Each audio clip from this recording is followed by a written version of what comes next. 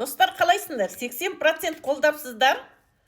Ресторанда сырға салуды 20% енді 21 ғасыр емес па бұл? Баяғыда қалды бұл деп отырғандар бар. Енді қазіргі заманның балдары ғой, енді айтып отырған қазіргі заманның әке шешелері ғой. Баяғыда әкеміз, шешеміз Құда үйге келсін деген. Бірінші үйдің дастархан, әкеміз айтқан. Ол қандай адам менің қызымды алайын деп жүрген, үйге келсін деген.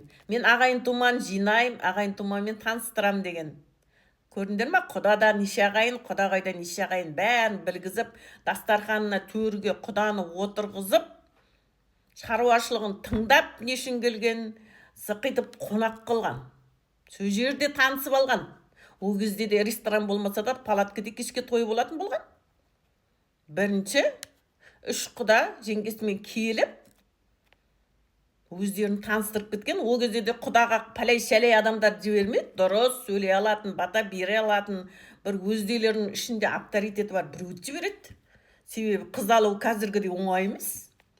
Қазіргідей қыз алу оңай болмаған ол кезде. Ол кезде бәрін әкелеріміз шешкен.